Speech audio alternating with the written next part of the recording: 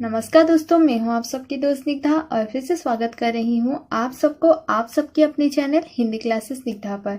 दोस्तों, आज की हमारी विषय वस्तु है हमारी महिला नाटककार मन्नू भंडारी जी के नाटक के ऊपर, जिसमें हम चर्चा करेंगे मन्नू भंडारी जी ने कितने नाटकों की रचना करी है और उसके अंदर हम चर्चा करेंगे उस नाटक की जो खासियत है वो क्या है और पात्र परिचय पे भी ध्यान देंगे।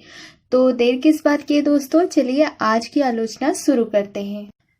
दोस्तों, मन्नू भंडारी जी की नाटकों के पास हम तो जाएंगे ही, पर उससे पहले उनसे जुड़ी कुछ तथ्यों को आपको जान लेनी चाहिए। तो दोस्तों, अगर आप कोई भी विधा से जुड़ी चीज पढ़ रही हो, जैसे कि आप कहानी पढ़ रही हो, चाहे आप नाटक पढ़ रही हो, चाहे आप उपन्यास पढ़ रही हो, चाहे आप आत्मकथा पढ़ रही हो या फिर कविता पढ़ रही हो, कोई भी विधा को आप पढ़ रहे हो, परंतु आपको ये याद रखनी है वो जो रचनाकार होता है उसके बारे में भी आपको जान लेनी चाहिए। तो चलिए हम मन्नू भंडारी जी के बारे में जानते हैं। तो पहले हम बात करते हैं उनके जन्म के बारे में। तो मन्नू भंडारी जी की जन्म हुई थी 3 अप्रैल 1932 को। याद रखिए, 1932 3 अप्रैल को मन्नू भंडारी जी की जन्म हुई थी और उनकी जन्म स्थान थी मंदसौर जिला भानपुरा गांव, मध्य प्रदेश, यानी कि मध्य प्रदेश की एक जिला है जिस जिला का नाम है मंदसौर जिला। और उसी मंदसौर जिला की भानपुरा गांव में वो पैदा हुई थी। और मन्नू भंडारी जी रचनाकार, प्रसिद्ध उपन्यासकार राजेंद्र यादव की पत्नी भी है। तो दोस्तों, अब हम चलते हैं मन्नू भंडारी जी के नाटकों के पास। वैसे तो इन्होंने 2 ही नाटकों की रचना करी है। तो पहला जो नाटक है वो है बिना दीवारों का घर। याद रखिए, पहला नाटक बिना दीवारों का घर, जिसका प्रकाशन हुआ था सन 1965 ईस्वी में।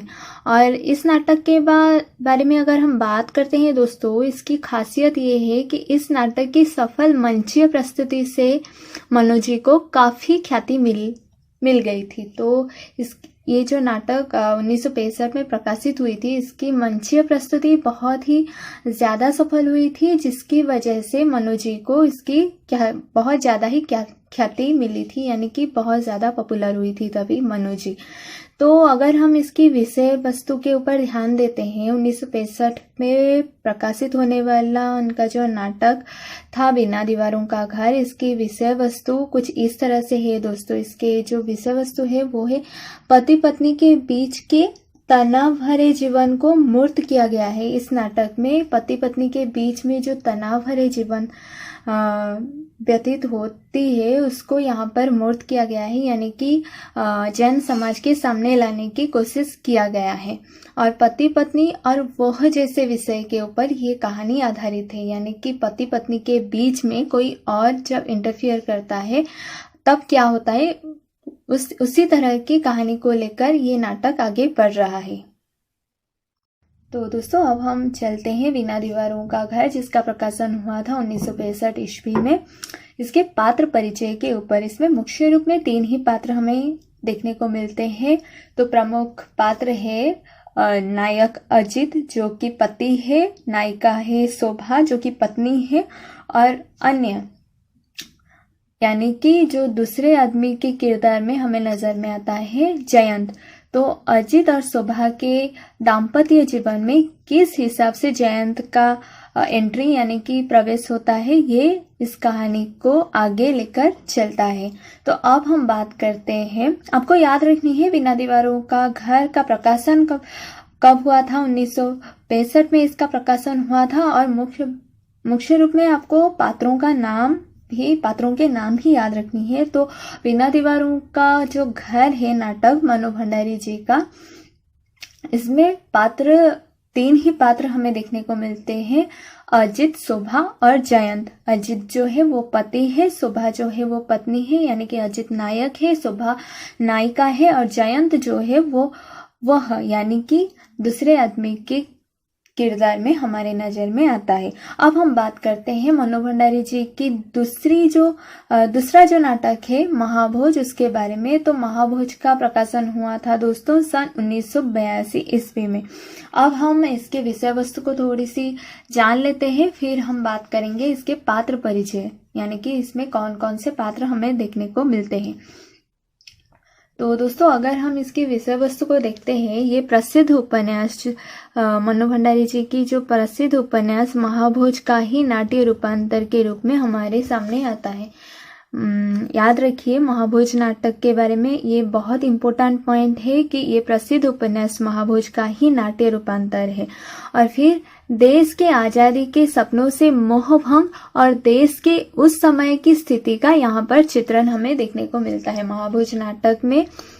जैसे कि मैंने कहा कि महाभोज उपन्यास का ही ये नाट्य रूपांतर है, उसी तरह से ये देश के आज़ादी के सपनों से मोहभंग और देश के उस समय की स्थिति का इस नाटक में हमें चित्रण देखने। तो दोस्तों अब हम बात करते हैं महाभोज नाटक, जिसका प्रकाशन हुआ था 1982 ईस्वी में, और ये प्रसिद्ध उपन्यास महाभोज का ही नाट्य रूपांतर है। उसके पात्रों को हम देखते हैं। तो अगर हम पात्रों को देखते हैं दोस्तों, तो मुख्य पात्र यानी कि नायक के रूप में हमारे नज़र में आता है विशेषर, जो कि विशु, जिसका नाम विशु भी है, ये है मुख्य पात्र।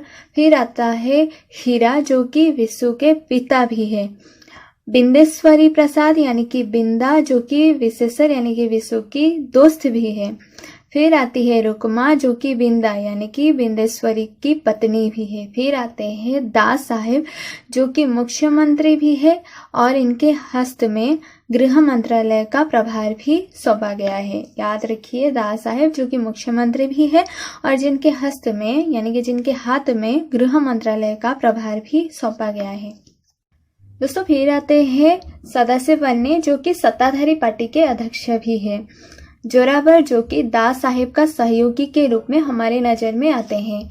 सुकुल बाबू, जो कि सत्ता प्रतिपक्ष यानी कि पूर्व मुख्यमंत्री। फिर सरोज गांव के विधानसभा सीट के प्रत्याशी के रूप में हमारे नजर में आते हैं। फिर आते हैं लखन सिंह, जो कि सरो गांव की सीट से सत्ताधारी पार्टी का प्रत्याशी भी है और उसके साथ साथ दास साहब का विश्वास पात्र यानी कि विश्वास योग्य पात्र भी है। फिर आते हैं लोचन भैया, जो कि सत्ताधारी पार्टी के असंतुष्ट विधायकों के मुखिया है।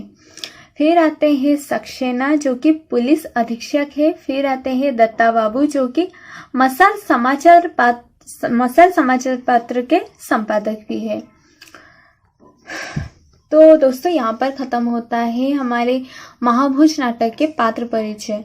दोस्तों मैं बाद में महाभोज नाटक का ही महाभोज नाटक के ऊपर ही एक वीडियो लाऊंगी, जिसमें मैं विस्तृत रूप से बताऊंगी महाभोज नाटक के कथानक को और उसका उद्देश्य क्या है, वो सब मैं उस वीडियो में आपके सामने लाऊंगी।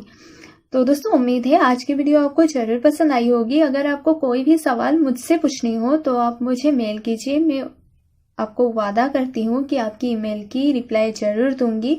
और हाँ दोस्तों, आप फेसबुक, इंस्टाग्राम और उसके अलावा फेसबुक पेजेस के जरिए भी मेरे साथ जुड़ सकते हैं, तो जिसकी लिंक मैं दी रखी हूँ नीचे डिस्क्रिप्शन बॉक्स में, वहाँ से आप ले सकते हैं। आप सबके साथ बहुत जल्द मुलाकात होगी दूसरी नई वीडियो के साथ।